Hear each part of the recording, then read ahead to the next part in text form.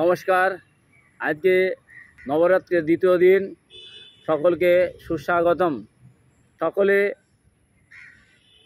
চাই যে আমার শরীর ভালো থাকুক, সুস্থ থাকুক।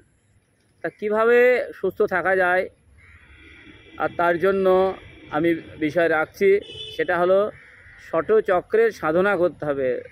নবরাত্রি মানে 9 দিন শুধু খেলাম ঘুরলাম আর এই মানে দুর্গাপূজা নয়।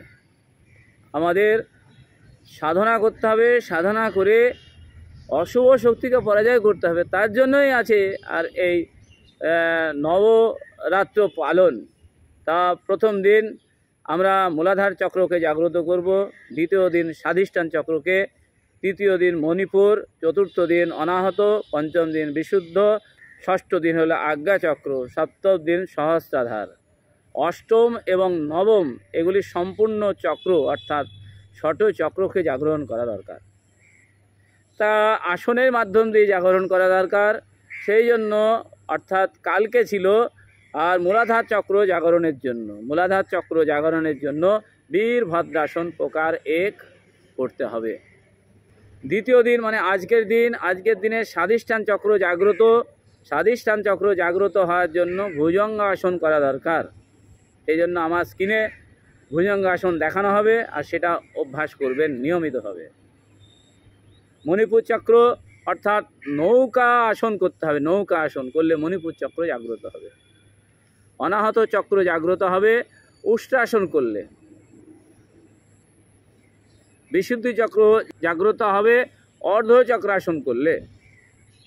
আজ্ঞা চক্র জাগ্রত হবে অশ্ব সঞ্চালন বা অর্ধ কুর্মাসন। আর সহস্র দল চক্র জাগ্রত করতে হলে শীর্ষাসন করতে হবে। তা এই নবরাত্রির 9 দিনের যে আমাদের যে শক্তির কথা বললাম, আমরা যদি এই উৎসবের মুহূর্তে আমরা শুধু খেলাম ঘুরলাম, তার সাথে সাথে আমাদের যে সাধনা, সেই সাধনা যদি করতে পারি তাহলে আসুরি শক্তি দমন হবে এবং আমাদের শরীরের মধ্যে এক ঊর্জার সঞ্চার হবে। সবাই ভালো থাকুন, এই পূজার কয়দিন ভালোভাবে কাটুক এবং আপনারা সাধনায় লিপ্ত থাকুন। সকলের কাছে এই প্রার্থনা।